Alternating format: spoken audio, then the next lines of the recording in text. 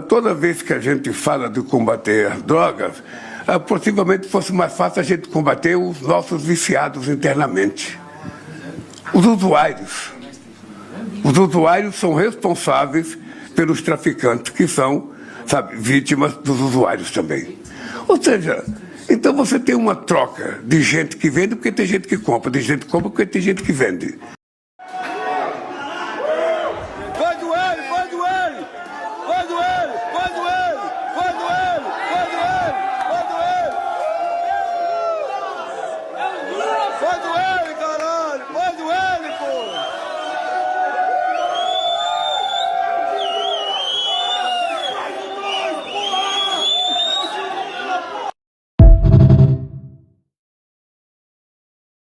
Gravações obtidas pelo Jornal da Record revelam pela primeira vez o impacto que as transferências dos chefes para presídios federais causou na comunicação interna da quadrilha. Em uma das conversas, Elias fala sobre política e diz que em gestões anteriores o diálogo era mais fácil. Os caras começaram o mandato agora, irmão. Já mexendo diretamente com a cúpula, irmão. Então, se os caras já começaram mexendo em quem tá na linha de frente, os caras já entrou falando que com nós já não tem diálogo não, mano. Se você estava tendo um diálogo com outro que estava na frente, com nós já não vai ter diálogo não. E que esse Moro aí, mano, esse cara aí, ele veio para atrasar. Ele já começou a atrasar, ele foi para cima do PT. Então você vê que o PT com nós tinha diálogo. O PT tinha um diálogo com nós cabuloso, mano. Parceiro Lula, caralho. Faz o L, tio, faz o L. Bolsonaro aqui com nós não cola nessa porra. Votou no Lula. Eu não votei porque eu não tenho título, eu tava na cadeia. Nós sacudiu tudo lá dentro quando ele ganhou, hein? Nós sacudi as grades e tudo na cadeia. A rapaziada na cadeia comemorou, então. Nós ficou como lá dentro, na cadeia e nas presenças. Rafli, dá uma atenção pra rapaziada que tá presa. Dá também. Tem um diálogo cabuloso. Tem. Por que você ficou feliz que ele ganhou? Porque é paizão nosso, esse cara aqui, mano, ajudou nós pra caralho. Eu não posso ver mais jovem de 14, 15 anos assaltando e sendo violentado, assassinado pela polícia, às vezes inocente, ou às vezes porque roubou um celular. Eu vou vender um dedo pra ele depois. É sério, eu tenho 6 a mais. Meu nome é Renato Batista e para continuar expondo a hipocrisia da esquerda, compartilha esse vídeo e me segue aqui no Instagram. Coppola, queremos te ouvir. Essa operação no Rio de Janeiro é caminho para combater o narcoterrorismo? Parabéns à CNN por reconhecer que se trata de uma situação de terrorismo. Em primeiro lugar, toda a nossa solidariedade às vítimas inocentes dessa tragédia, especialmente os familiares dos policiais que heroicamente deram a sua vida a serviço do combate ao crime e ao combate ao terror no Rio de Janeiro. Hoje, o Brasil é governado por um presidente da República que declarou que os traficantes é que são vítimas dos usuários de droga. E esse presidente lidera um partido político que obteve mais de 80% dos votos dos presos nas cadeias. O nosso ministro da Justiça celebra a soltura de metade dos presos detidos em flagrante, enquanto o Supremo Tribunal Federal reenquadra milhares de traficantes faccionados como se fossem meros maconheiros. Para completar, o STF é presidido por um ministro que já proibiu a polícia do Rio de Janeiro de realizar sobrevoos e operações táticas nas favelas dominadas pelo crime organizado. Mas, enquanto a narrativa da esquerda brasileira é tratar os criminosos como vítimas da sociedade, as estatísticas revelam a realidade sobre quem são os verdadeiros agressores. Em 2024, segundo o Datafolha, 23 milhões de brasileiros viviam em áreas dominadas por facções criminosas. Mas graças à impunidade e à soltura em massa de criminosos, esse número aumentou 24% em apenas um ano. Atualmente, são 28 milhões e meio de pessoas habitando zonas sob comando do crime. E quando essas pessoas inseguras, desesperadas, olham para as nossas autoridades em busca de respostas, o que elas veem? CNN Brasil, STF anula a apreensão de 695 quilos de cocaína. G1, Supremo manda soltar 15 integrantes condenados de quadrilha que opera tráfico de drogas. Poder 360, Lava Jato faz 9 anos, sem políticos presos e com Lula presidente. Folha de São Paulo, Correios voltam a dar prejuízo bilionário sob gestão petista. Estadão, fraude bilionária é o segundo escândalo no INSS do governo Lula III. Então vejam só a situação deprimente do nosso povo. O Estado brasileiro é governado por ladrões incompetentes, enquanto o território brasileiro é governado por traficantes e assassinos, sob o beneplácito da nossa justiça. Aliás, se 15% do país está mesmo sob domínio territorial do crime organizado, por que ninguém da esquerda levanta a bandeira da soberania? Afinal de contas, o que é soberania? É o direito exclusivo do Estado de exercer sua autoridade sobre uma sociedade no seu próprio território. Se tirar o visto americano de um juiz que censurou cidadãos americanos já é considerado um ataque à soberania nacional, imagina aterrorizar 30 milhões de brasileiros pobres e vulneráveis obrigados a obedecer sob pena de violência, tortura e morte. Que soberania seletiva é essa? Aspas aqui para matéria especial da CNN Brasil. A tentativa de equiparar facções criminosas a grupos terroristas é motivo de preocupação no governo Lula, que vê na medida um risco à soberania. Por isso, Ju, na ONU, o senhor Lula da Silva disse com todas as letras, é preocupante a equiparação entre a criminalidade e o terrorismo. Quer dizer, então, que, de acordo com os critérios do governo Lula, narcotraficantes do PCC e do Comando Vermelho, que atiram com armamento militar, que lançam granadas com drones, que matam policiais para defender o seu território de influência, são apenas criminosos comuns? E, por favor, porque é um assunto sério, deixa eu completar aqui, depois você tira o meu tempo. É muito curioso o duplo padrão das elites governantes do Brasil quando o assunto é terrorismo. O ministro Alexandre de Moraes, num despacho de 2023, ele não teve problema nenhum em se referir aos investigados pelo 8 de janeiro como, aspas, criminosos terroristas. E talvez esse seja o problema. Para que o Lula, para que seus aliados reconheçam os narcotraficantes, torturadores, assassinos das facções como terroristas, eles precisariam rabiscar estátuas com batom, derrubar relógios antigos, rezar o Pai Nosso e cantar o hino nacional. Portanto, respondendo rapidamente à pergunta, o verdadeiro caminho para combater o narcoterrorismo é eleger um governo que não tenha um diálogo cabuloso com o crime, que não trate os agressores como vítimas e que reconheça que as facções são organizações terroristas. Isso vai facilitar e muito o valoroso trabalho das forças policiais. Valeu, presidente. Parabéns. Moleque, parabéns, presidente. Moleque, você vai pagar por ser moleque. O povo vai responder o que você carrega nas costas. Seu moleque covarde. Moleque covarde, é isso que o senhor é. Parabéns pelo trabalho. E vale tudo que é bom demais. Sabe o que é bom? Matar gente. Matar 70 pessoas no Rio de Janeiro, inclusive policiais. Sabe o que é bom? Um modelo de segurança pública. E o que o seu presidente está fazendo? O que o seu presidente está fazendo? 40, 50 agentes. O que ele fez? Agentes que estão fazendo policiamento rodoviário. Governador. Mentira. Foi renovado 11 vezes. A pedido desse seu governador. presidente é conivente com o tráfico. O seu presidente é conivente com o tráfico. Não, conivente não. Conivente com o tráfico. Amigo de narcotraficante. Amigo de ditador. Amigo do Maduro. Amigo do Maduro. Ele defendeu o amigo do Maduro. Bolsonaro defendeu milícia. Amigo do Maduro. Miliciano. Vai pra Venezuela. Miliciano. Vai pra Caracas. Miliciano safado. Miliciano safado. Seu presidente é um miliciano. Seu moleque. Seu moleque. Calma. Calma o quê? Ah, vai gritar no inferno. Moleque. Você, ó. Me respeite. Você que tá dando de dedo em mim. Você que tá dando de dedo em mim. Eu meto de dedo em mim. Ah, qual que é a Foi sua? cercado minha palavra, seus moleques. Seus moleques. Seus merdas. É você. Aproveitando a condição. A maior faxina da história do Rio de Janeiro. 60 criminosos mortos que estavam criando um cenário de guerra em um local onde as pessoas são subordinadas ao tráfico. E aqui eu digo isso com muita tranquilidade, porque olha só, um pai de família com 2 crianças é assassinado brutalmente e a esquerda comemora, zomba e brinca. Daí, traficante é morto pela polícia e eles estão de luto. Deve ser porque perderam 60 eleitores hoje. E aí eu te digo, meus senhores, cadê a soberania que vocês tanto arrotam? Que soberania é essa? Que o morador da favela não tem soberania nem sobre a sua casa. Não tem soberania sobre a sua cidade, sobre o seu estado. Essa é a soberania que a esquerda está dizendo para você. Vocês representam o que há de pior nesse país. É exatamente isso. Porque tudo isso começou, e eu vou lembrar vocês, Não foi com o governador que é do mesmo partido que você, Nicolas. Agora te peguei, ô seu animal.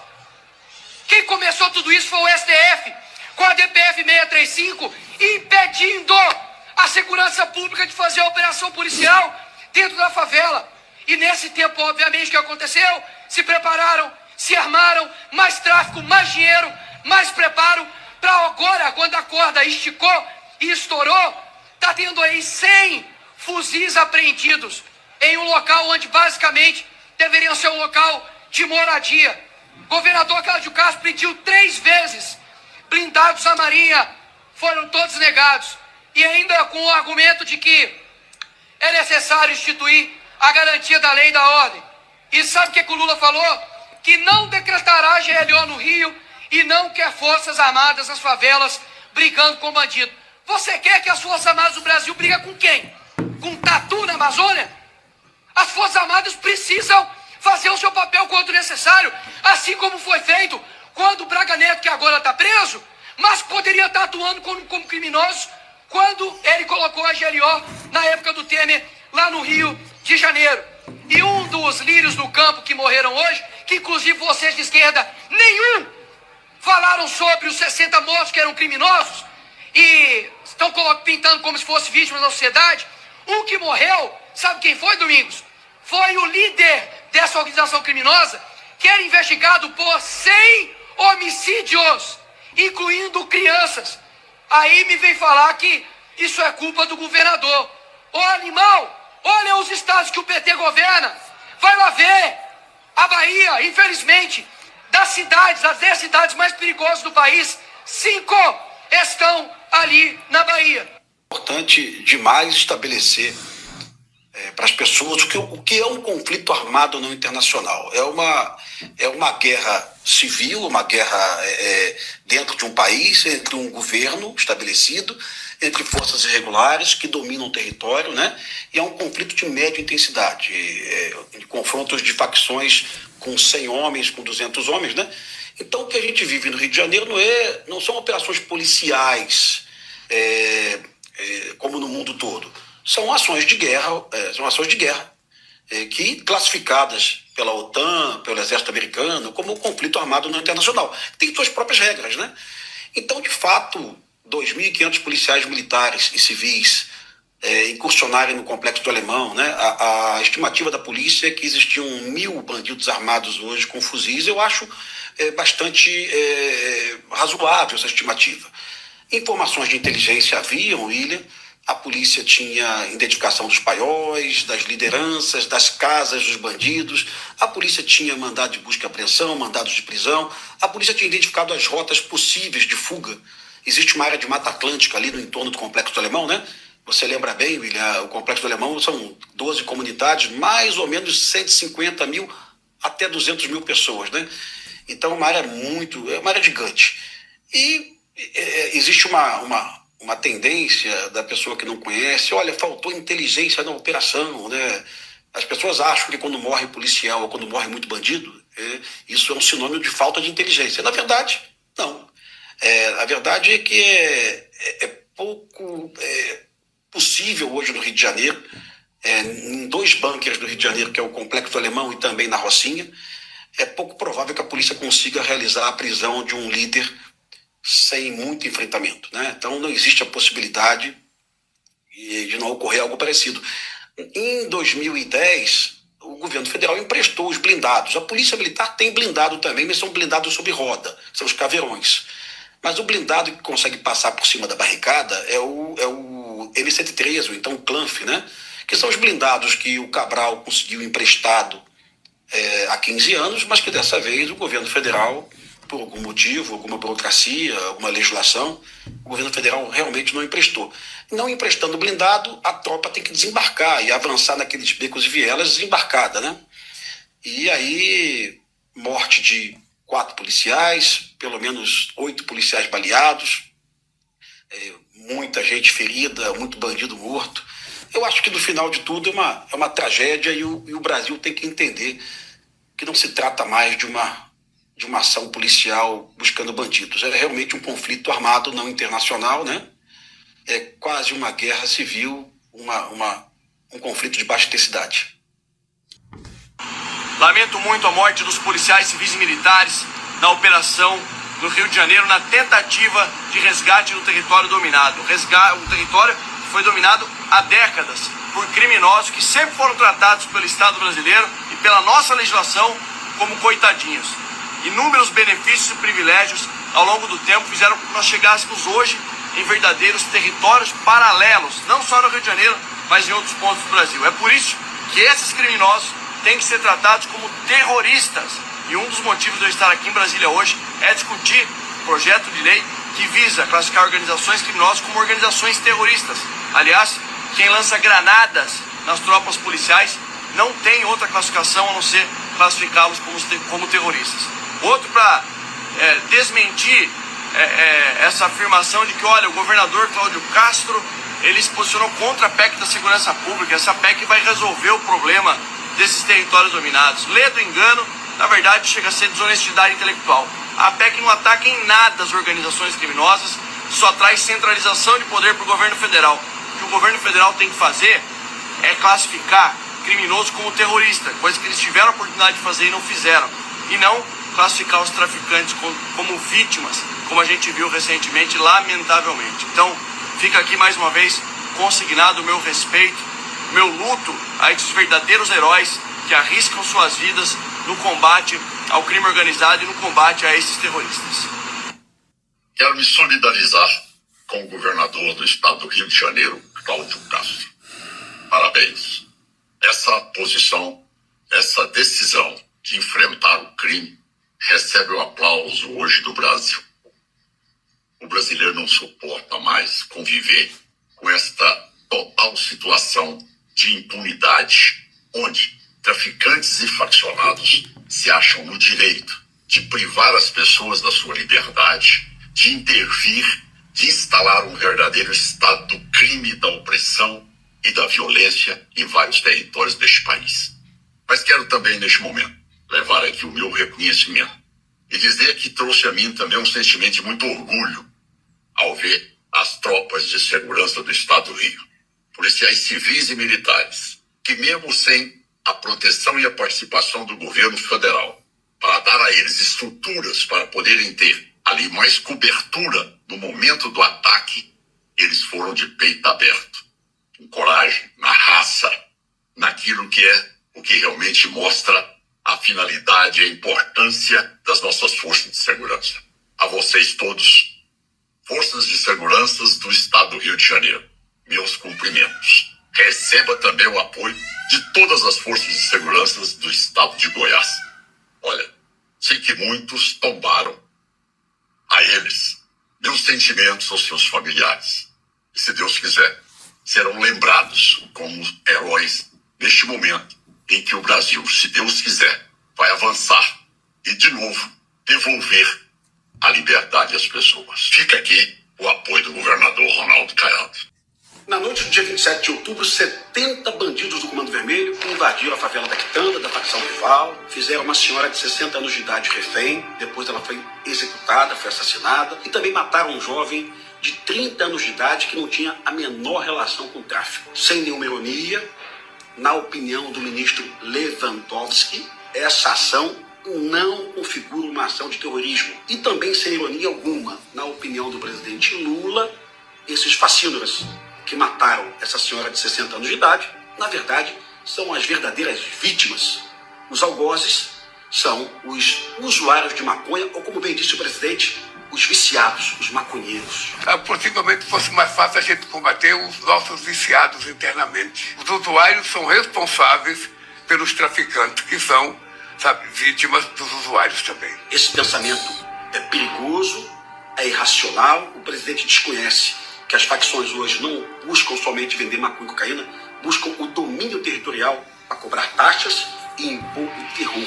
Hoje, pela manhã, a Polícia Militar e a Polícia Civil incursionaram no Morro do Alemão para tentar prender os assassinos dessa senhora de 60 anos de idade. 8 policiais foram feridos, 2 heróis da Polícia Civil foram mortos, inclusive um camarada meu, inspetor Marcos Vinícius, um verdadeiro herói, e os bandidos usaram drones lançando bombas em cima da polícia. Na opinião do Lewandowski, isso não é terrorismo. Os bandidos fecharam várias avenidas no Rio de Janeiro, usando ônibus, e pelo menos 14 carros roubados. Trembala do caos, porra, nós mesmo! Nós tá boladão, porra! Tudo parado na João Paulo, valeu, troca? Não passa nada, o problema é que tá rolando lá nas áreas lá dos amigos, ó. Tudo parado, não passa nada. Na opinião do Lewandowski, isso não é terrorismo. Eu tenho certeza que ele está equivocado. E na opinião do presidente Lula, na verdade, esses fascínios que espalham terror pelo Rio de Janeiro são vítimas, reforçando, na opinião do presidente Lula, o culpado são os viciados. A lógica é perigosa, isso provoca ações em todo o Brasil equivocadas. Eu vou dar o exemplo do estado do Ceará, governador do PT, Eumano Freitas, milhares de famílias estão sendo expulsas de suas casas pelo Comando Vermelho, e a polícia militar do governador Eumano, ao invés de garantir a sua segurança no bairro, ela te oferece uma viatura para você fazer sua mudança.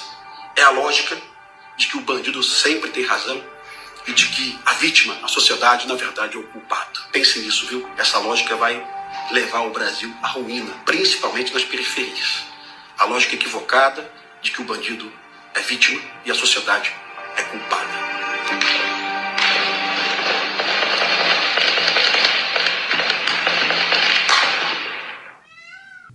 O crime organizado brasileiro já é visto também como fator de risco geopolítico para os Estados Unidos, entre outros. Claro, Washington pressiona o governo brasileiro, entre outras coisas, a reconhecer organizações como o PCC ou o Comando Vermelho como organizações terroristas e a militarizar seu combate. É o que os americanos estão fazendo ali no Caribe agora e no Pacífico. Sem Lula, estava viajando, voltando da Malásia, a Casa Civil reconheceu o peso dos acontecimentos hoje no Rio e organizou uma reunião de ministros para monitorar os desdobramentos da operação policial. A coisa é grave. Entre os ministros estava também o chefe de marketing do governo. A Secretaria de Segurança Pública do Rio enviou um relatório sobre a atuação de facções criminosas ao governo americano. Esse relatório dizia o quê, Caio? A gente sabe como os Estados Unidos pretendem, têm a ideia de enquadrar os nossos traficantes, ou os traficantes de forma geral, em organizações terroristas. É sobre isso um pouco. Boa noite. Completamente, Márcio. Boa noite a todos, Márcio. E ajuda a gente a entender também todo esse contexto das ações do governo Trump e da Casa Branca próximos aqui à Venezuela, aos ataques aos navios ali e também a esse aumento de tensão com a Colômbia. O que acontece, né? Eu apurei junto com uma fonte alta do governo do estado do Rio de Janeiro, que foi entregue neste ano, há mais ou menos 6 meses, um relatório elaborado pela Secretaria de Segurança Pública do Rio de Janeiro para o consulado do Rio de Janeiro o consulado dos Estados Unidos no Rio de Janeiro. Dizendo o quê, basicamente? Dizendo que o Comando Vermelho atua nos Estados Unidos também, em outros tantos países, portanto se configura como uma organização transnacional e pratica ações terroristas, no entendimento da Secretaria de Segurança Pública do Rio de Janeiro. Esse relatório foi entregue a autoridades do governo Donald Trump. E aí qual que é o objetivo? Ampliar a cooperação e que, de algum modo, isso evolua para que seja considerado o Comando Vermelho, por parte dos Estados Unidos, uma organização terrorista. E aí possa ser alvo de sanções, principalmente, Márcio, sanções por parte do Departamento de Ativos, né, de recuperação de ativos no exterior do Departamento do Tesouro dos Estados Unidos. Porque daí você sancionando, por exemplo, esses criminosos que estão sendo procurados, na avaliação do governo do Rio de Janeiro, isso ajuda a combater o crime organizado. Só que aí, Márcio, o que acontece? Esse entendimento de que o Comando Vermelho é uma organização terrorista, como entende o governo do Rio de Janeiro, não bate com o entendimento que Brasília tem, que o governo Lula tem da atuação do Comando Vermelho. Claro, Brasília entende que o governo Lula, Ministério da Justiça, que o Comando Vermelho é uma organização criminosa, uma facção criminosa, mas que não pode ser classificada como terrorista. Por quê? Porque no entendimento do governo brasileiro, para ser uma organização terrorista tem que ter crime de ódio, tem que ter crime religioso, tem que ter uma questão ideológica, né? E isso que prevê a legislação brasileira. E aí que dá a divergência toda em relação ao Brasília. Na semana passada, inclusive, o ministro da Justiça, Ricardo Lewandowski, falou sobre isso abertamente, que é diferente uma organização criminosa que atua, por exemplo, com tráfico de drogas, de uma organização terrorista, por exemplo, como o Hamas, né? Vamos dizer assim. Mas aí tem essa aproximação do governo do Rio com o que vem pensando o governo Trump. Em todas as operações do governo Trump aqui na América do Sul, mais recentes, Venezuela e Colômbia, tem diretamente a ver com essa relação. Tanto que o Cláudio Castro hoje falou, é uma organização narcoterrorista. É a mesma expressão que o Trump e o governo americano têm utilizado. A ajuda das Forças Armadas, dessa vez, essa ajuda foi pedida ao governo federal? Se foi pedido, por que não vieram? Ou não foi não foram pedidas dessa vez, porque nós já tivemos 3 negativas. Então nós já entendemos que a política é de não ceder. Falaram que tem que ter GLO, que tem que ter isso, que tem que ter aquilo, que podiam emprestar o blindado e depois não podia mais emprestar porque o servidor que opera o blindado, ele é um servidor federal, então tinha que ter GLO, e o presidente já falou que ele é contra a GLO, e aí cada dia nós temos uma razão, para não ser mal educado, cada dia nós temos uma razão de não emprestar e de não estar colaborando. Então a gente entendeu que a realidade é essa, e a gente não vai ficar chorando pelos cantos, a gente vai ficar trabalhando, que é o que está acontecendo hoje aqui. O Estado, ao invés de ficar transformando isso numa batalha política, está fazendo a sua parte, e como disse brilhantemente a nossa Coronel Cláudia, está excedendo inclusive os seus limites. Eu até entendo que estamos excedendo as nossas competências, mas continuaremos excedendo elas. Se precisar exceder mais ainda, excederemos na nossa missão de servir e proteger o nosso povo. Eu não quero as Forças Armadas, sabe, na favela, brigando com bandido. Não é esse o papel das Forças Armadas. E enquanto eu for presidente, não tem GLO. É preocupante a equiparação entre a criminalidade e o terrorismo. Reconhece os outros grupos como grupos criminosos Brasil e terroristas. Reconhece. Então Hezbollah é terrorista? Não. Com relação aos grupos terroristas, muito bem, o Brasil, o senhor também não condena a Hamas e não os classifica como sendo grupo terrorista. Quais seriam então os grupos terroristas do mundo? E organizações criminosas? O PCC é uma organização criminosa? O Comando Vermelho é uma organização criminosa? O Houthis, Al-Qaeda, Talibã são organizações terroristas? Precisamos de uma classificação. Sabe por quê, ministro? Porque os Estados Unidos vai declarar guerra nessas organizações. E o Brasil não se posicionando, entra num conflito direto com uma percepção.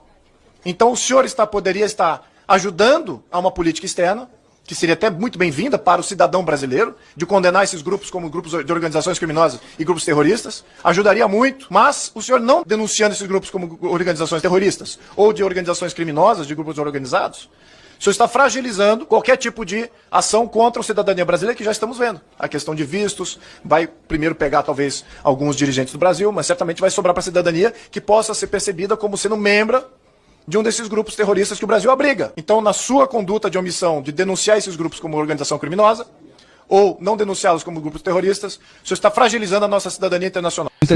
Muita gente dizendo que CPX é abreviação de complexo, né? Negativo. Não é abreviação de complexo. Tá? CPX significa cupincha, parceiro do crime. Tá? E eu tenho a oportunidade de conversar com diversos policiais do Rio de Janeiro, inclusive policiais que atuam em unidades especializadas daquela polícia. Temos vários policiais honestos no Rio de Janeiro, vários policiais honrados no Rio de Janeiro, que se revoltam com esse tipo de situação. Eu tenho certeza absoluta que se fosse outro candidato naquela condição, ele provavelmente sequer sairia vivo daquele local, tá? Sequer sairia vivo daquele local. Mas enquanto Felipe, aqui expondo a minha opinião, se é que eu fardado posso me manifestar dessa forma, posso dizer que é revoltante. Tá? É revoltante eu observar um indivíduo entrando num local totalmente dominado pelo tráfico de drogas, né? Verdadeiros narcoterroristas ali. Nós temos uma série de imagens, dados estatísticos, né? Mostrando que de fato aquela sigla significa apreensões de fuzis, apreensões de drogas, criminosos utilizando camisetas com aquelas iniciais, né? Respeito a opinião dos outros, tá? Eu não discuto opinião, discuto fatos. Tá?